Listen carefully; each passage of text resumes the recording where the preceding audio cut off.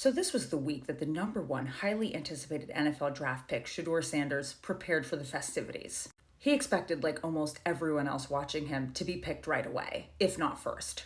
The first day passes, he's not picked up. The second day passes, he's also not picked up.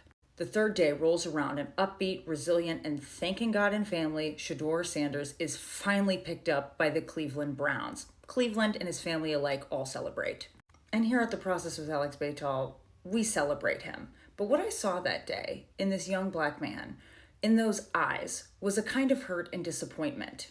He looked great. He had on a gorgeous chain. His family was all there. He had a nice celebration by the pool, but I could not shake what I saw on his face. He was disappointed, he was resolute, and he was still self-assured, and I thought that was something. But a good chunk of Americans saw something else. They took one look at that finery by a rich black family for a rich young man, and they saw arrogance. But look at the understandable humiliation of an NFL draft slide. The amount of people yipping and yapping online, the comments about everything from his chain to his hair. And what do we see? We still saw this young man who stayed resilient, grateful, and hopeful. This was not the attitude of someone who is arrogant. I looked at footage of his family, and what I saw was a young man who had been under the tutelage of a very present father, practicing a vision for his future. What I also saw was a dedicated family who believed that hard work, faith, and vision could take you places. And that for their family, the Sanders family, it already had. What should not have shocked me was to realize how much of the comments about Shadur Sanders online had nothing to do with the fair or consistent evaluation from NFL evaluators or people who were really looking at his stats and his sport.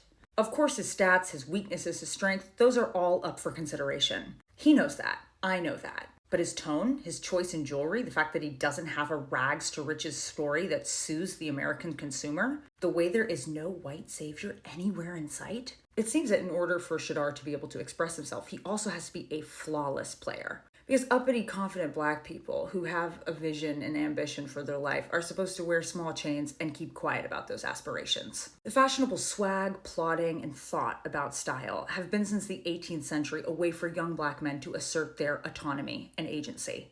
It's that dandy way of taking opportunity in life by the chain that's being showcased at the Met this May. This is all thanks to Monica Miller, the professor and author behind the book Slaves to Fashion. She wrote about the legacy of black menswear and how it has informed the diaspora and the identity of black men all over. How generations of black men have chosen clothing and finery to assert who they are in the world will be at the center of fashion's most glamorous night this year.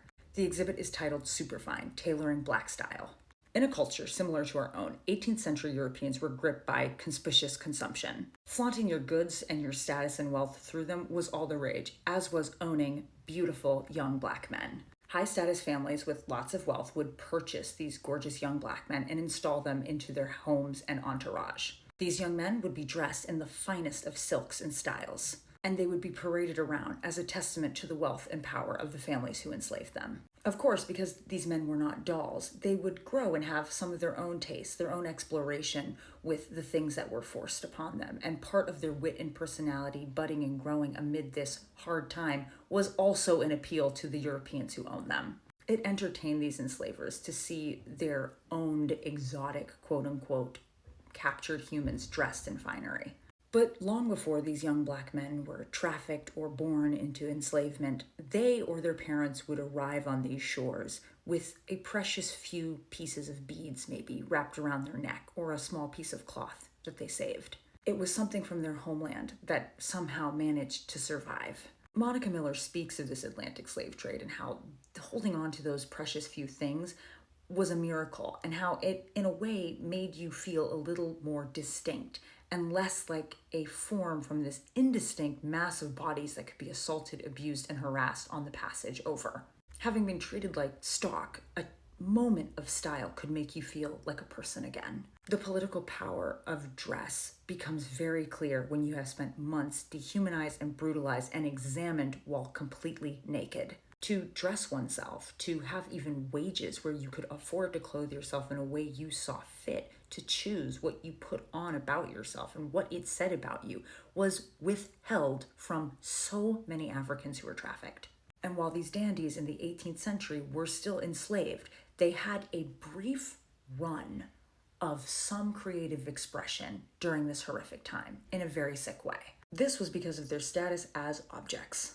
The precious few pockets of freedom that you could find to express your individuality or your autonomy were taken by Black people across the diaspora.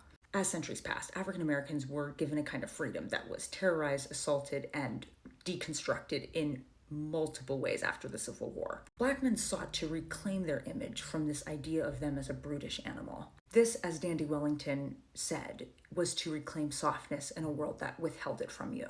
Harlem in the 40s, 50s, and 60s was the birthplace and this melting pot of culture and creativity that influenced the world everywhere. Despite white supremacy's best efforts, as Black people showed up to American institutions where they were reluctantly and even at times violently allowed some space, they showed up in their best, whether it was a parade or a protest.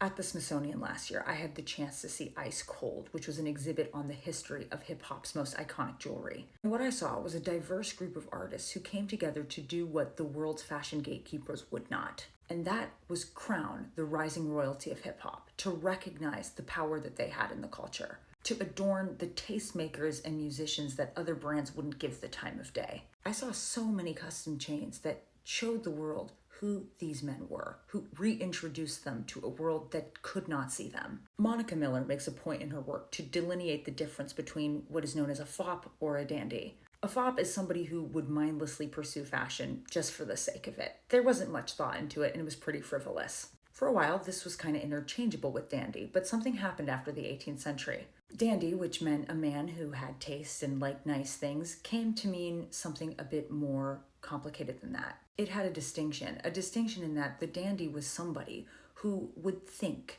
and knew and studied the history and the background of what he was doing with his style. He used his intellect to understand the why and the how of his self-presentation. He saw himself, when he looked in the mirror, as someone worthy of being adorned, and for Black men, admired and respected as equal.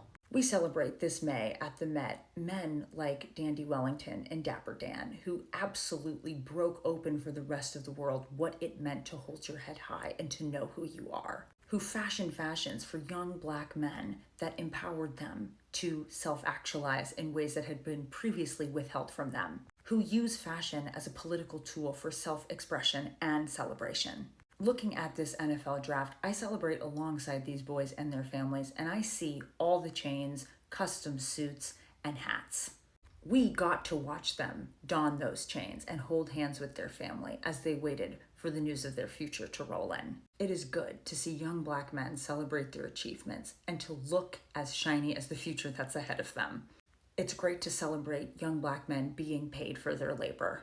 I saw Shadur Sanders in that chain that's being mocked online, the one that says legendary, the one that harkens back to his father's own chain when he made his own history, and I saw the men who came before him. I saw the men pressing their suits, putting on their ties, and walking out to the few jobs that were allowed to them because of who they were. I thought of all the young men who may have clung or held on or fixed that small string of beads that reminded them of their homeland, and how all of these men across these generations have done this to face the day, to face a future that they knew would not be kind to them. I look at Mr. Sanders and all these other young Black men dressed to the finest at the NFL draft, and I see a present that those men probably could not have imagined. And perhaps there is only one word to describe that. That journey of those people to this time, to the rest of us, could only be described, in the words of Shedeur Sanders, as legendary. This has been The Process with Alex Beightol. If you would like to learn more about the different histories of dandyism and the ways that's being highlighted at the Met this year, I would encourage you to look up the Barnard professor, Monica Miller, and her work. If you're interested in understanding the ongoing impact of men like Dapper Dan, who recently collaborated with Gucci and whose work is now being featured prominently in Vogue, you can look that up anywhere you get your sources. Take care, and I'll see you next week.